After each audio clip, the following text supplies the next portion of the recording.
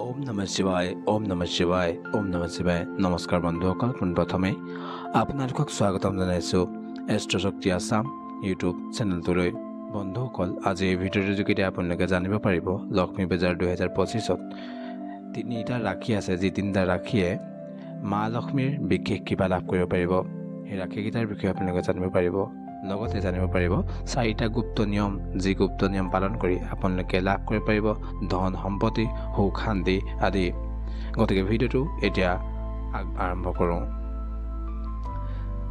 লক্ষ্মী পূজা 2025 পূৰ্ণিমা তিথি 6 অক্টোবৰ অসমীয়াৰ 19 আহিন দিনৰ 11:23 পৰা 7 অক্টোবৰৰ 9:31 থাকিব এতিয়া আমি কোনকেইটা ৰাখিৰ বাবে আমি অতি উত্তম মা লক্ষ্মীৰ বিশেষ কৃপা লাভ কৰিব সেইকেইটাৰ বিষয়ে আলোচনা কৰিম লক্ষ্মী পূজা সকলো ৰাখিৰ বাবে হ'ব কিন্তু জ্যোতিষ অনুসৰি কিছুমান ৰাখিৰ বাবে এই পূজা বিশেষভাৱে ফলদায়ক এইবাৰৰ পূৰ্ণিমাৰ জ্যোতিষৰ গণনা কৰি তিনিটা ৰাখিৰ বাবে অতি উত্তম যি মা লক্ষ্মীৰ বিশেষ কৃপা লাভ কৰিব পাৰিব সেই ৰাখিকেইটা হৈছে প্ৰথম মেঘ ৰাখিৰ লোকে ওম শ্ৰী লক্ষ্মী দেৱায় নমঃ মন্ত্ৰ 108 জপ কৰক ইয়াৰ ফলত ব্যৱসায় আৰু কৰ্মক্ষেত্ৰত উন্নতি হ'ব পদ্ম ফুল আৰু ৰঙা চন্দন অৰ্পণ কৰিব ইয়াৰ পিছত ৰাখি হৈছে বৃষ ৰাখিৰ লোকে মা লক্ষ্মীক মোহিনী পূজা কৰক মোহিনী ৰূপত মা লক্ষ্মীক মোহিনী ৰূপত পূজা কৰিব লক্ষ্মীৰ চালিচা পাঠ কৰিলে ধন সম্পদৰ প্ৰবাহ বাঢ়িব নাৰিকল আৰু ক্ষীৰ নৈবেদ্য হিচাপে দিয়ক আৰু কৰ্কট ৰাখিৰ 3 নম্বৰ ৰাখি কৰ্কট ৰাখিৰ লোকে মা লক্ষ্মীক কমলা ৰূপত পূজা কৰক পদ্ম বীজৰ মালাৰে জপ কৰিলে পাৰিবাৰিক সুখ আৰু অৰ্থনৈতিক স্থিৰতা লাভ হ'ব এই তিনিটা ৰাখি কি হ'ল তেলে তিনিটা ৰাখি হিচাপে মেঘ ৰাখি বৃষ ৰাখি আৰু কৰ্কট ৰাখি এই তিনিটা ৰাখিয়ে বিশেষকৈ ফল মা লক্ষ্মীৰ কৃপা লাভ কৰিব পাৰিব এতিয়া আমি আলোচনা কৰিম চাৰিটা গুপ্ত নিয়ম যি চাৰিটা গুপ্ত নিয়ম পালন কৰি আপোনালোকে মা লক্ষ্মীৰ আশীষ লাভ কৰিব পাৰিব লগতে ধন সম্পত্তি আৰু সুখ শান্তিৰ ভৰি পৰিব জীৱনটো সেই চাৰিটা নিয়ম এতিয়া আমি আলোচনা কৰিম পদ্ম ফুল বা পদ্ম বীজ অৰ্পণ মা লক্ষ্মীৰ পদ্ম ফুল অতি প্ৰিয় কাৰণ ই পদ্মাসনা পদ্মৰ ওপৰত তেওঁ যে লক্ষ্মী দেৱী বহি থাকে আৰু পদ্মহস্তা পদ্ম মানে পদুম ফুল হাতত লৈ থাকে পূজাৰ সময়ত পদ্ম ফুল অৰ্পণ কৰিলে ধন সম্পদ আৰু সমৃদ্ধিৰ প্ৰবাহ বাঢ়ে যদি পদ্ম ফুল নাপায় তেন্তে পদ্ম বীজ কমলৰ গুটি হয় সেই পদ্ম বীজ অৰ্পণ কৰিব পাৰে পদ্ম বীজৰ এটা জপমালাৰ দৰে ব্যৱহাৰ কৰি ওম শ্ৰীং মহালক্ষ্মী নমঃ মন্ত্ৰ জপ কৰিলেও বিশেষ ফল লাভ কৰিব পাৰিব এই বীজ বা ফুল অৰ্পণৰ ফলত ঘৰত অৰ্থনৈতিক স্থিৰতা আৰু সম্পদৰ বৃদ্ধি হয় পদ্ম ফুলৰ মালা বা পদ্ম বীজৰ সৈতে পূজাৰ ঠাই সজোৱাটো অত্যন্ত শুভ বুলি মনা যায় ধনৰ বান্ধ তৈয়াৰ কৰা এটা বিশেষ প্ৰথা আছে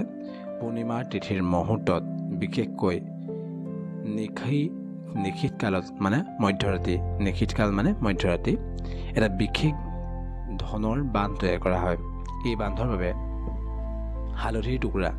কৰি পদ্মবীজ কেশৰ আৰু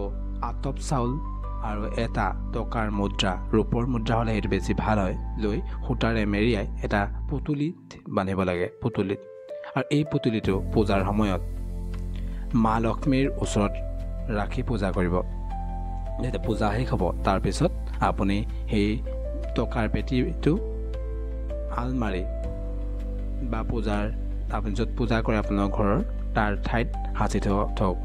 এইটোৱে আপোনাৰ ধনৰ অভাৱ দূৰ কৰিব আপুনি যদি ধনৰ অভাৱত ভুগি আছে তেন্তে ধনৰ অভাৱ সম্পূৰ্ণ দূৰ কৰিব অৰ্থনৈতিক স্থিৰতা আপোনাৰ জীৱনলৈ আনিব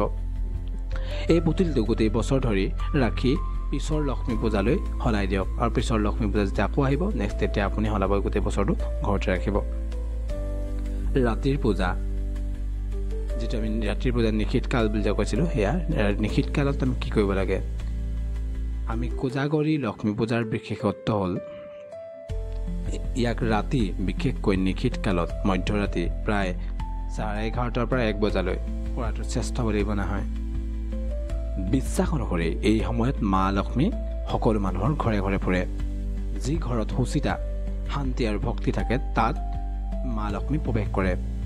গতিকে এই সময়ত পূজাৰ ঠাইত ঘিৰ দীপ জ্বলাই ধূপ জ্বলাই আৰু শান্ত পৰিৱেশ ৰাখি পূজা কৰক। পূজাৰ পিছত